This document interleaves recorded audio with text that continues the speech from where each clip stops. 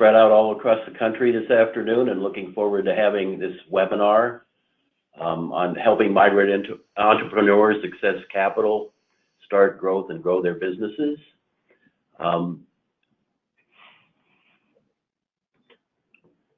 Couple of quick housekeeping items. The webinar is being recorded and will be made available later through the members only portal. You may use the chat feature for comments and questions. We do have, our presenters have time allotted at the end for questions, so please do that.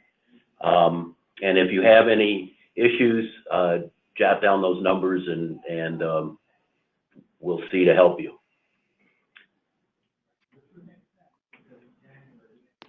Just want to take a quick word to introduce myself. I'm Steve Bogus. I'm the Vice President of Social Enterprise and Workforce Development at Catholic Charities USA. And I just want everybody on the webinar to know that we're here at your service to help agencies develop all the tools they need to be able to be successful social entrepreneurs. And we're happy to help present this webinar today. Our major speakers today are from Kiva. Alyssa Campbell and Sarah Adil, who have an abundance of experience and information for you. They're looking forward to providing the information about Kiva and hope that it will become for you a resource and something that you will consider when supporting the clients in your services and in your care. Alyssa and Sarah both come with a great educational backgrounds and experience backgrounds, and I'm sure that what they have to say today will be useful and helpful to us all. So I'm going to sign off and let Alyssa and Sarah take over. I think Alyssa will be our first speaker. Great. Okay, can everyone see my screen? Yes. Okay. Hold on. Awesome. Well, thank you for joining us here today. I'm Alyssa, and I am a regional manager for the Atlantic region for Kiva here in the US. And I'm also accompanied by my colleague, Sarah, who Steve has already introduced, and will be also hoping to present a little bit later in the presentation. But today is really to just give you an overview of what Kiva offers, the work that we're already doing with refugees globally and in the US, and then different ways to get involved so you could kind of see where your local Catholic Charities organization might want to potentially collaborate with Kiva in the future. So hopefully by the end of today, you'll have a good overview of all of the different initiatives that we have and how we operate and how we serve small business entrepreneurs, and have an idea of how you could potentially collaborate with us to reach more refugee, asylum seeker, and migrant entrepreneurs in the United States. So let's see. This is a little overview of what we're going to talk about. We'll have time for questions at the end as well. So to begin, just because we just have an hour here today, for those of you who have not heard of Kiva before, we are a nonprofit. We're known mostly for our international work, but we've been operating in the US since 2011. And in some, we offer 0% interest, no fee loans with no fees at any time. We're really a non-traditional lender, and we offer loans up to $10,000 with repayment terms up to 36 months. We internationally have a 97% repayment rate, and the way that we're able to fund all of these loans is through crowdfunding, along with a mix of loan matching from local funders and from foundations and other partners. We work across many, many different sectors and in different geographies and with different types of entrepreneurs. So it's pretty a diverse array of businesses that you'll see on our website. Kiva, the kind of key idea is this idea of recyclable capital. So we have more than 1.5 million lenders that go on our website and lend $25 increments to help fund loan profiles around the world. And basically, once the entrepreneur gets fully funded, they get their loan, and then they start repaying. And that money goes back to the original lender, who can then choose to withdraw that money back into their bank account or to reinvest it in another entrepreneur who might need the capital. And so one person's $25 can actually be recycled 3 or 4 times to help multiple entrepreneurs through financing their loans over a few years. So this is kind of this concept of one person, one entrepreneur. For example, one of your clients, if they have a small business they want to start, their loan would be funded not only through people in your community and through their friends and family, but also largely through people that they don't know across the US and other countries as well. Usually one loan of 10K, like here you see, is made up of over 100 lenders who lend something small, but that makes up the overall loan amount for that person's loan. And I'll explain a little bit more in depth how the process works in a bit.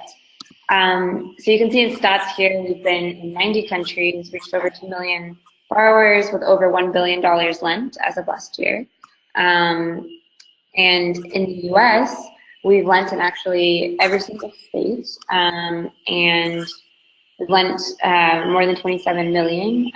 Most of our businesses are women-owned, minority-owned, and about almost a third are immigrant-owned businesses for more than 5,000 entrepreneurs across the US. So I'm going to go into a little bit more about Kiva's focus on refugee financing. Internationally, Kiva has become known recently for a lot of the work that we're doing with our partners, largely in the Middle East, to help different refugee populations.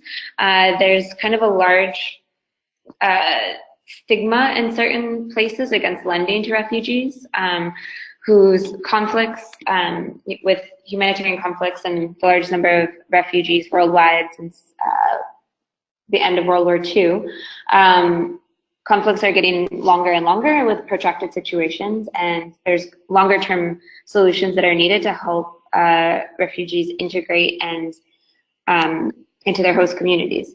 So as this displacement becomes more protracted, refugees are looking to start businesses and secure access to financing. However, there's this idea that they're often perceived as risky by traditional lending institutions, and that there's higher costs and reputational concerns that we found. And Kiva can act as this player where we have really risk-tolerant capital, 0% interest financing, and we can really encourage our partners that we work with in different countries to start lending to different refugee communities. One example is in Beirut. We've worked with Al-Majboua there to lend to Syrian refugees in Beirut and around Lebanon. We've also worked a lot in Jordan, but Colombia, Rwanda, and we've seen a lot of success with these programs and seen that the repayment rate amongst refugee clients is the same or higher than those lenders' traditional clients. So Kiva is really focused on trying to encourage our partners to get more into the space, both internationally and in the US. You can see here, this is more about Kiva's international focus.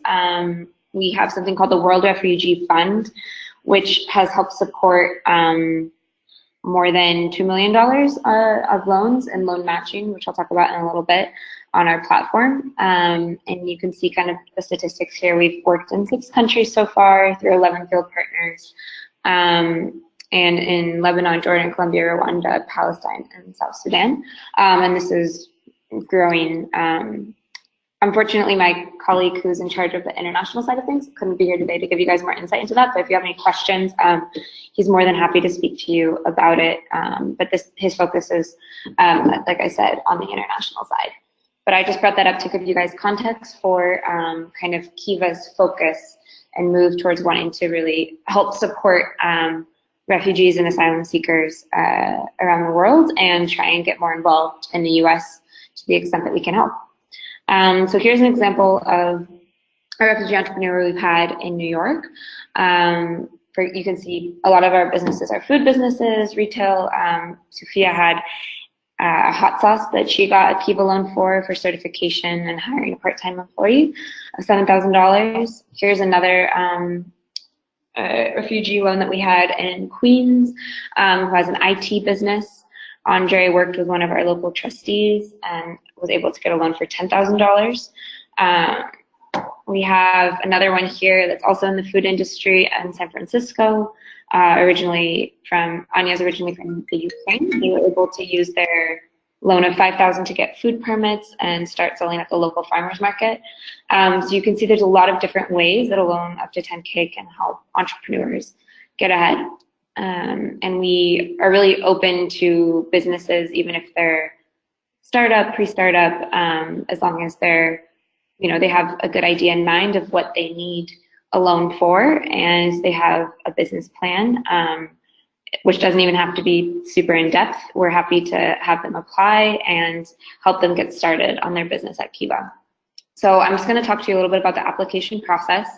So our requirements to apply to Kiva are quite different from traditional lenders. I'll talk a little bit about what the requirements are in the next slide, but the bare minimum requirements, we are a technological platform, so the person, with your help or with the help of one of our local partners, needs to be able to access PayPal. Everything we do is done without any transaction fees through PayPal because we're a partner.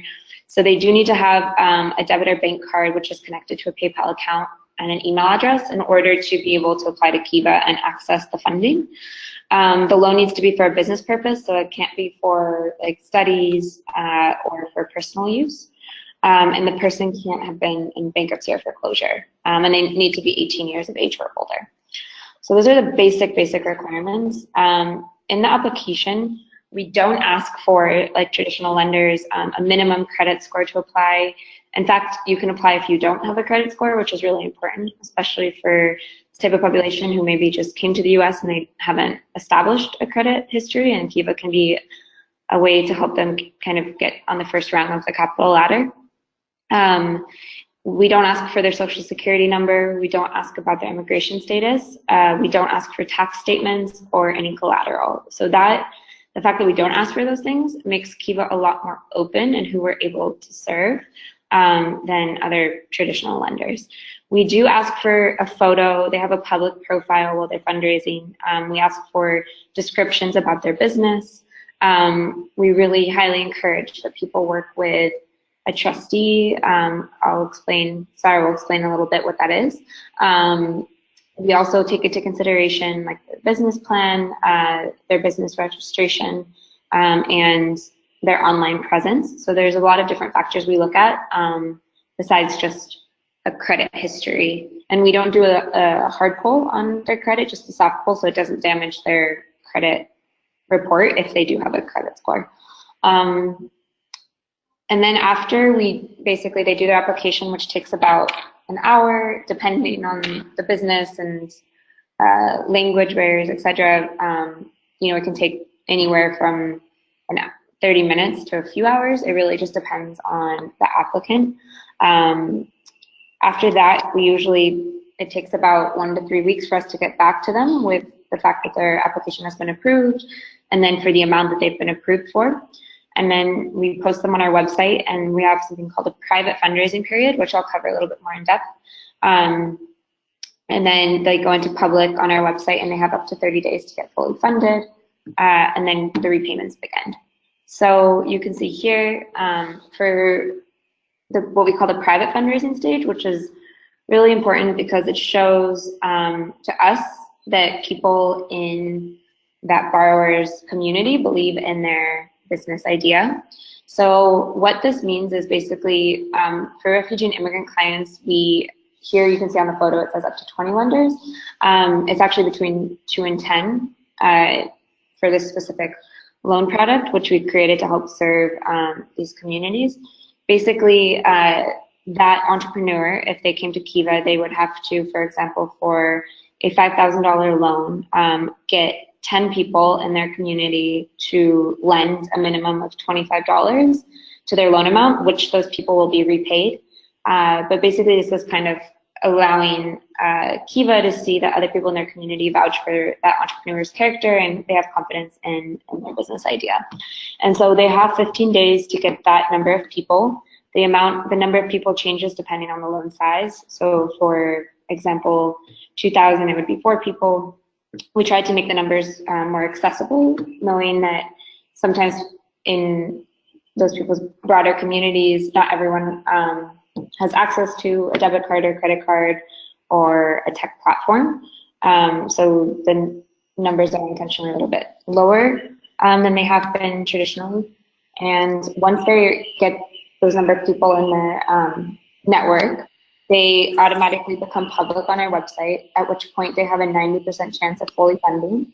And they are then given 30 days to fully fund on our website, and their profile can be seen by more than 1.5 million lenders that visit our website, and will help get started to fund. Sometimes fundraising happens really quickly within a few days. Our first Catholic Charities client actually funded within I think, 2 or 3 days of being in public fundraising. It was really, really quick. Others take the full 30 days, which depends. And then this is, you can see an example of what the profile looks like. And then once they fully fund, their loan will usually be dispersed within about 5 business days to their PayPal account. And then they're able to withdraw that to start using it for their business. And then repayments start the month after. Again, no interest, no fees. They're able to just make 1 payment per month to Kiva, and then Kiva automatically redistributes that and repays their lenders each month. So it's just 1 simple payment to Kiva, and then Kiva takes care of distributing it amongst everybody that helps support the loan. And again, there are no transaction fees, and there's also automatic repayments which are available. So this is just a little overview of how that process works. It usually takes, depending on the client, between 4 to 6 weeks from the time they apply to get fully funded for the loan. So now we're going to talk a little bit about ways to get involved with Kiva, now that you kind of have an overview of the process and what it looks like from start to end. There's a few different levels of engagement depending on kind of the interest of clients you have and the capacity that your local organization has to do something like Kiva. So I've laid out a few different ways of getting involved here, and then if you have any questions, Sarah and I are always happy to speak with you guys individually to see what might be the best fit or option. So the first way to get involved is as a referral. So this is how it works in New York currently, where we have some different case managers at Catholic Charities that have clients who are interested in Kiva. They talk about Kiva as a resource for some of their clients that are looking to start a small business. And then they have the contact information of our local partner. So those clients will go and meet with a local partner, which we call a trustee. And then the trustee works with that client to help them on their Kiva application and also connect them with other resources for small businesses, which potentially Catholic Charities doesn't necessarily have in every single one of their local offices. Small business technical assistance, like financial counseling for small business owners. And so we have partners that are a little bit more specialized in that. And then they are posted onto Kiva, and Kiva reviews the application. So this was a client we had that was referred by Windia, who's a case manager in the New York City office of Jesus, who then met with our existing trustee here in New York, who's with the Business Solution Center. And then that trustee looked over her business plan, helped her fill out the application. She mainly speaks Spanish, so we were able to provide her with the language assistance.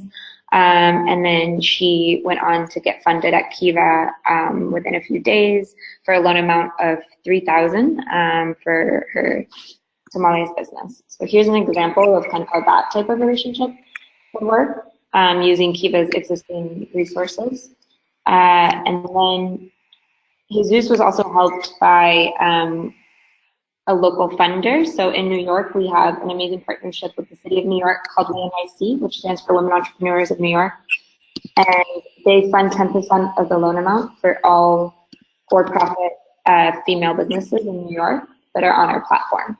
And so Jesus is able to get that 10% of funding coming through Kiva for her business. And then they also have a larger network of small business resources that Kiva can help plug them into through this partnership. So in different parts of the country, we have different local funding partnerships, which can also be a great asset and benefit for helping get your clients' loans funded on Kiva. So a second way to get involved is as a trustee. I'm actually going to let Sarah take over and explain from here a little bit about how that works with Kiva. Sure. Everyone, my name is Sarah, and I run the South and Central region of Kiva. I'm based out of San Jose at the moment. So if we can move to the next slide, I can tell you a little bit more about what a trustee is. I started the conversation with Catholic Charities in my region last year, and I met Greg Kepferley and Lindsay Caldwell. In fact, we're meeting them again this Thursday, and the proposal that we have for them is Catholic Charities of Santa Clara County signing up as a trustee.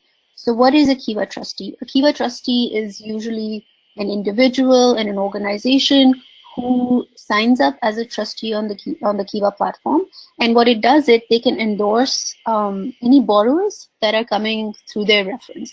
And what that does is that it gives a lot of credibility to the borrowers who have started an application with a trustee endorsement. And more often than not, these borrowers get funded very, very quickly because they're endorsed by a credible organization. So it's sort of like a win-win situation for the organization as well as the borrowers that are coming through you. This is on this page, you can see the example of the trustee in New York, the previous slide. And they have been very, very active in New York City. A lot of borrowers come through them. And what you can see is that you can see all the information on that on their trustee profile, the amount of total loans that were funded through them, the number of borrowers that they were trustee for, and you can see all the information on their profiles. It's all public information, which is sometimes really very useful for organizations to use for grant funding or telling the community how beneficial they are in like helping people get funded. So moving on to the next slide, here's an example of two trustees from California. One is from Oakland and one is in San Jose. The Hispanic Chamber of Commerce is a very active trustee. They send us a lot of borrowers, especially a lot of Spanish-speaking borrowers with language barriers sometimes, or sometimes they have technical problems, and then they endorse them. And what it does is that these people who are coming from these disadvantaged backgrounds get funded really quickly because they're endorsed by SBDC.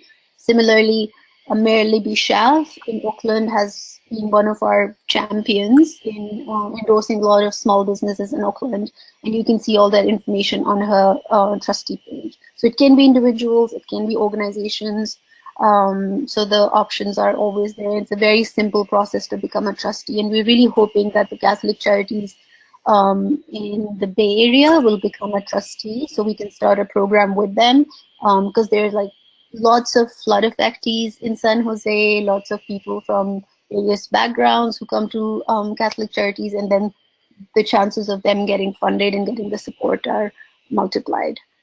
So the next slide are just sort of like a summary of what the trustees are not supposed to do. So a lot of people have a lot of questions about becoming a trustee, but it doesn't mean that you're borrowing the money or you are liable if a borrower doesn't pay the money back. We do appreciate the help that if someone is your endorsee and they have problems, you try to support them, but it's not on a trustee if someone doesn't repay the money. The other thing is that we're also not expecting you to become sort of like a sales and marketing person for the borrower, and you're also not a Kiva employee. So there's like not a lot of liability on trustees except for just supporting and endorsing a borrower who are coming through your reference. Next slide, please. And there are obviously plenty of advantages and benefits of becoming a trustee. It definitely increases the exposure of your organization. The trustee profile is publicly visible, how many people you have endorsed, how much money those people have raised, and you can use those numbers to your advantage. We have a lot of trustees who use that number to fundraise to support more people. You can track your impact over time. You can talk about how many people you've endorsed in your annual report to your board. So that number really comes handy. And I think that's also like sort of evident that you're investing in a community by supporting a lot of small businesses that a lot of other people are not supporting, who don't have the credit history, and your endorsement really goes a long way. And then that obviously helps you build the local community networks. And what a lot of trustees do is like they sort of gather a lot of people in their city and they create a lending team. So when anyone that they have endorsed is fundraising, they sort of just send one message that goes to the entire lending team, and anybody who's in that team gets really activated. So there are teams for cities, there are teams for organizations, and that in that way you can really publicize the lend local term and activate a lot of your community members to support people raising funds in their neighborhoods. So these are some of the benefits of becoming a trustee. And if you have any questions, I'm happy to answer them towards the end of the presentation. Great, thank you, Sarah. So a third way to get involved is kind of the most hands-on, the greatest level of involvement that Kiva has with external partners. And those are called Kiva Hubs. And what Kiva Hubs are they are the principal representatives for Kiva in their community. This is something that, for example, a few Catholic charities might want to get together and become a Kiva Hub for refugees in the United States or for a specific region where you're involved. There's a lot of different ways that this works. We've seen across the US currently, we have 13 different Kiva Hubs who are based out of external organizations. But really what defines them is that they own the pipeline for all borrowers in their region, and they manage their relationship and application process and helping them with their business plan to get onto Kiva for that geography or for a certain theme. They also work with other local partners that we call, what we just talked about, trustees that are in that area to help coordinate with them to get those clients onto Kiva. So if you're already located near one of these hubs, we could also put you in touch with the person who's on the ground there to see if you already have clients who might be interested. You could start referring them to our different partners that work out of these Kiva Hubs and see kind of what collaboration is possible to get started sooner. And we can follow up after the presentation with more with their contact information.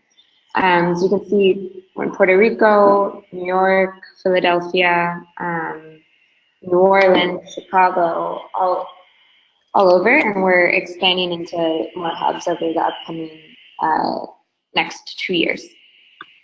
So this is just a little overview of everything that kind of a hub offers, and it's a little bit of a bump up from being a trustee.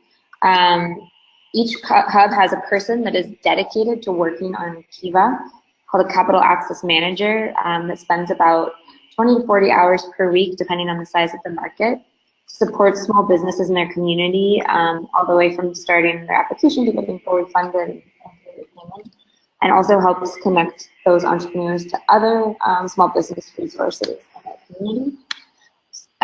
For a small fee, Kiva also provides increased access to other types of resources, like this increased data access, our borrower management system, marketing materials, other internal tools, and help with local fundraising, as well as partnerships with our local loan matching assistance programs to help get those entrepreneurs funded, along with a lot of other resources. But this is just kind of an overview of what makes a hub versus a trustee, a little bit of a higher touch relationship with Kiva.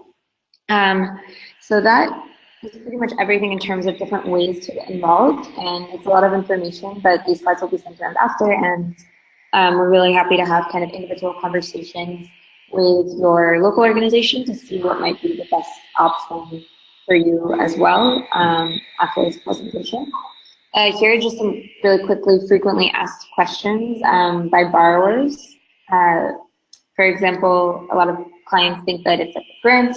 We always like to clarify that Kiva's a loan and that they need to be able to repay this loan, which actually helps further the impact because that money that they repay can go towards another entrepreneur's small business loan. We're able to cover our costs mostly through lender contributions on our website, and then we're also partially grant funded. And we really encourage repeat loans. So when a borrower takes out a first loan with us, they can actually reapply and automatically be approved if they repay their first loan on time for twice their initial loan amount. So we've had borrowers that have borrowed with Kiva 3 or 4 times with a higher loan amount each time. We also do work with pre-startups. So just because a business hasn't necessarily been in operation for more than 6 months, they're just starting out, Kiva could play a role there in helping them finance to their certification or to get their business off the ground, even if they're at the early stages. And one clarification is that at this moment in time, the businesses need to fully fund their loan amount in order to receive the funding. But like I said, we have a lot of local funders that really help get more than 90% of all of our loans funded across the U.S. So at this time, I'm going to open it up with Steve's help for questions. If you guys have anything more specific. I wasn't sure if there was a way that you wanted to do the question and answer. So sorry, I'll let you guys kind of handle that.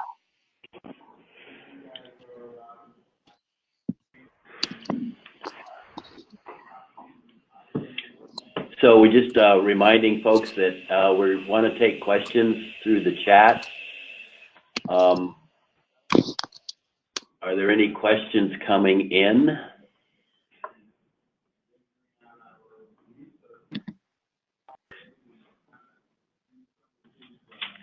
So I have a question. So if there's someone out there that's wondering about maybe they're a Catholic Charities director or somebody that has a program out there, and they're wondering what their next step ought to be if they're interested. If they know they have clients that are trying to start up their own small businesses, what would be their next step? I would say that they should email me directly, and then I will put them in touch depending on their region with, for example, Sarah, or we have another regional manager named Anne. And depending on the part of the US they're in, we can have the conversation to see what type of model for involvement would work best for the organization, whether it's just becoming like a referral partner or becoming a trustee or something bigger. We can kind of talk through that and see the needs of their clients and what makes sense for them at this time to get started.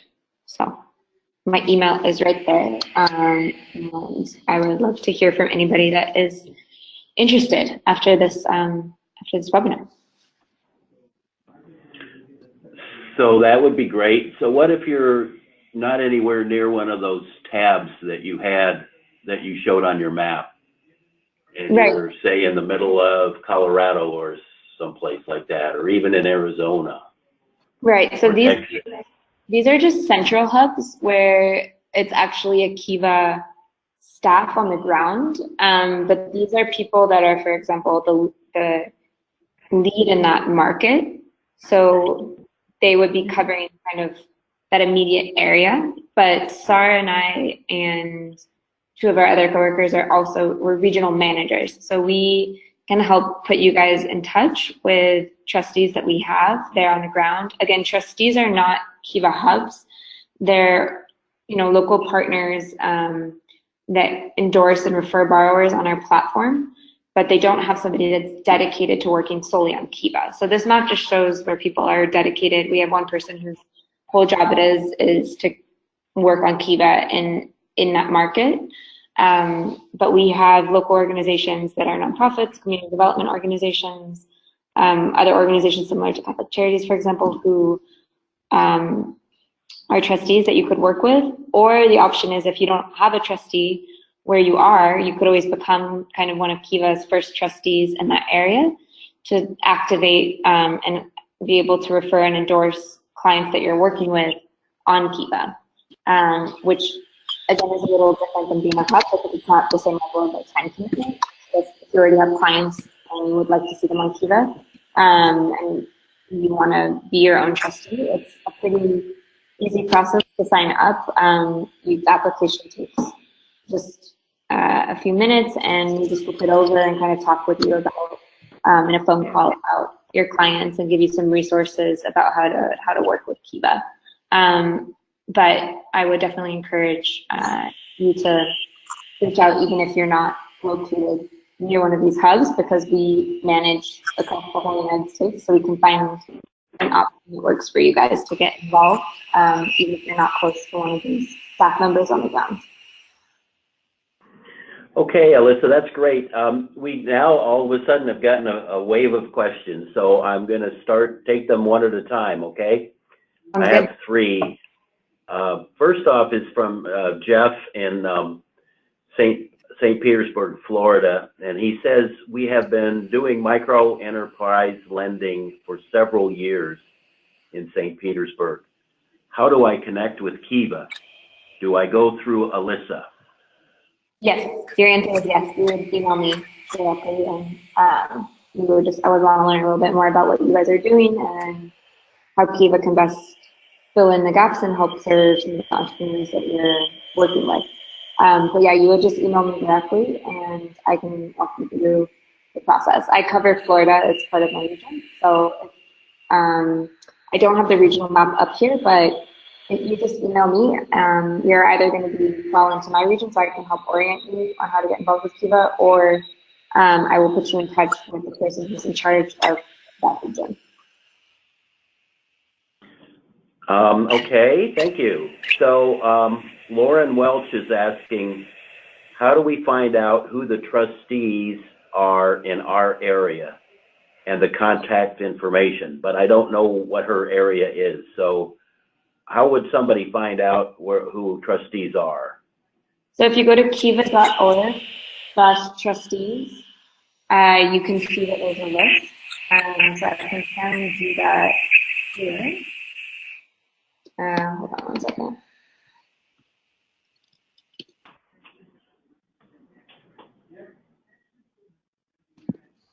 You can look up all the trustees that we have, and I would uncheck fundraising only. And then you can just do, for example, by state. You can do the trustee type if it's an individual organization. You can just filter it by state at the moment, but you can type in keywords, and then you'll see basically all of the different organizations we have. And then if there's one in particular you want to get in touch with, we can pass on the contact information for you. You'll be able to see their trustee profile, which shows a little bit more about like how they work with entrepreneurs. Not all of the trustees on the website are as active, so it just depends. But see, for example, in Milwaukee, we have one here, and you can see like how many borrowers they've endorsed.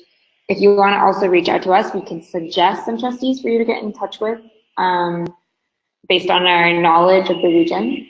So there's a list and there's this database, but you can also reach out to us and we can give you some suggestions and also the contact information to put you guys in touch.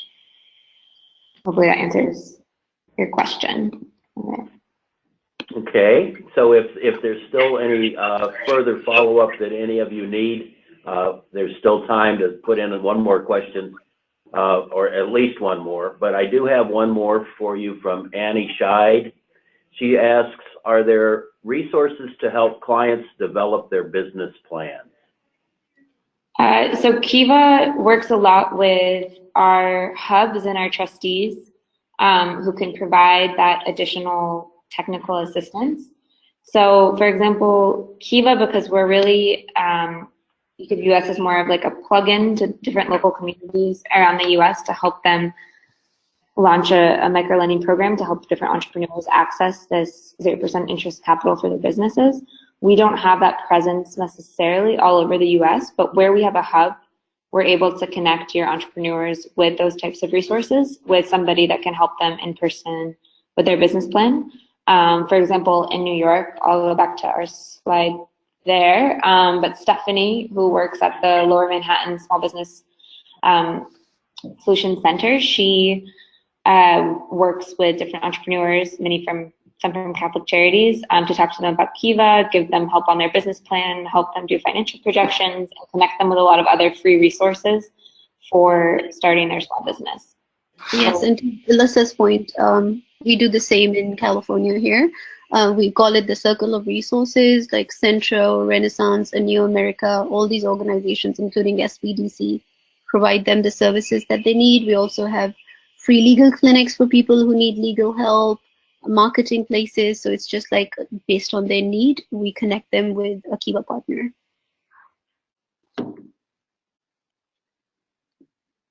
Yeah, so there's definitely a lot of resources there. Okay, I think we've gotten to the end of the questions. Maybe, Alyssa, you'd like to put the contact information back up on the screen. Oh, wait, we just got another one. Jeff Curry came back to us.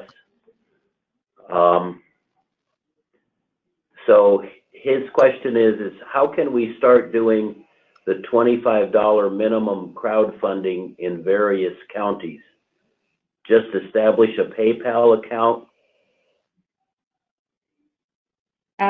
So it's a bit of a process. So what you have to do do you mean, for example, if an entrepreneur is interested, if an entrepreneur wants to, like at any one time, you can go on and lend as a person, anybody in the public in the world that has a credit or debit card can be a lender on our website, and you can go on kiva.org and see the borrowers that we have who are currently fundraising across the world, and you can filter it by the US, and you're able to go and lend to people, whether in the US or other countries, and it's pretty easy. It just is a few clicks. You just create an account on Kiva. It's very straightforward, and you can start lending at any time. Anybody can.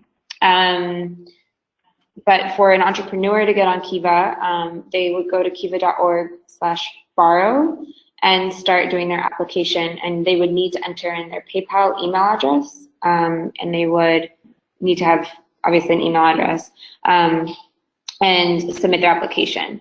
However, when they do that application, we really encourage them to work with one of our partners to help them with their photo, their descriptions, and to look a little bit more at their business in depth and to provide them with what we call an endorsement.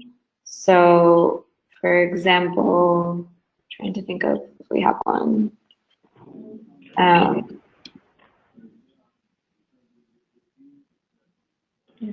So an endorsement is, for example, Jeff here, who works at our Harlem Business Solutions Center in New York, has worked with a lot of different entrepreneurs, and he met with Monique, for example, helped her on her business plan and helped her basically look a little bit more in depth at her application, and then provided her with a statement of support. So his name is attached to her profile here on our website as her trustee. And so we really encourage borrowers that are interested to work with a trustee who can then help them in that private fundraising period.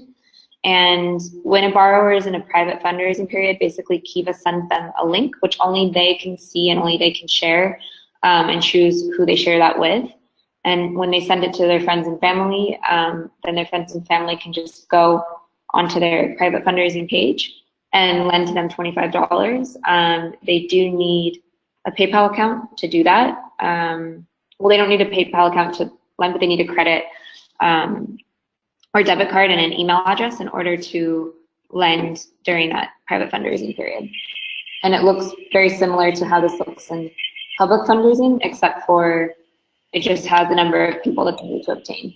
And they need to get to lend at least $25 to the entrepreneur. So hopefully that answers your question. Okay, I think that, yeah, I think that part of what Jeff, because I've talked with Jeff before, I believe, and Jeff is actually in an agency that has resources. They've been doing micro enterprise loans, and so he's, I think, specifically asking if, as an organization, they can do the crowdfunding. I mean, as an organization, can they do that? I think, and if that's not the, go ahead. Yeah, so we also have, if it's not so much supporting, like we also have something that's called local loan matching, which I can send you more resources on, but you could do something similar to, for example, what we have with the NYC here in New York, or other local foundations across the US help support loans in a specific region or city on our website that meet certain criteria. And so basically how that works is that anytime a lender gets $25, organizational funds would also match that same amount. And so it's one-for-one matching that your organization could get involved with, for example. Or you could just set up a lender account, and there's a lot of different ways that you can help fund entrepreneurs locally, but I'll let Sarah also add in anything if you have anything to say on that point. Okay. Yeah? Okay. Sorry, I think the connection's breaking up. Okay. Well, I'm going to suggest, I think, Jeff, you have Alyssa's contact information, and I'm going to suggest that you go ahead and reach out to Alyssa, and maybe you can each walk each other through what the needs are and what the next steps might be. Oh, yeah. He says he will. He just chatted that he will, so that's great. Sounds great. Thank you. So I think we're at a point, Alyssa and Sarah, if you have any, oh, whoa, got another one. Hold on a second. Ashley, our colleague here at Catholic Charities USA, is asking, can organizations be on the receiving end of loans? So currently, such as those establishing a social enterprise. Right, so we have another program with the U.S. Direct Lending Program. It needs to be in the name. It needs to be for a business and in the name of one person who's in charge of that business.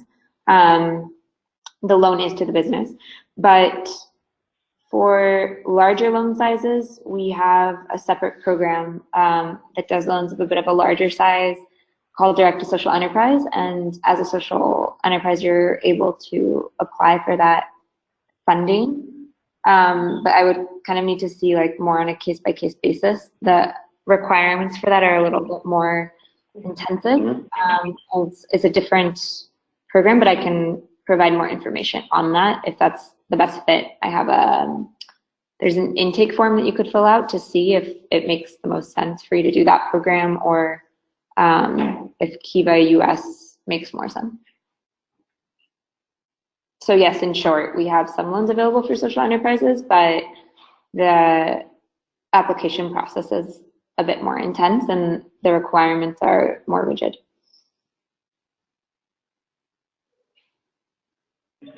So we do have a comment. Annie Scheid commented back, and she's saying thank you to you guys.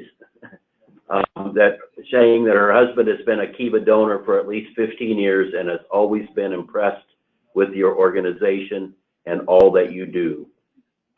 I just want to remind everybody that's still on the webinar that you can download the slides from the handout button on the right-hand corner of your screen. And after we get at least this next question, I'm going to tee up Alyssa and Sarah for like their closing remarks. But we have one more question. from Paula. She says, will you be provided a copy of the slides? Yes, I just mentioned that before I read the question. You can download them right now off the at the handouts button, and you will also be getting a follow-up email after the webinar is finished.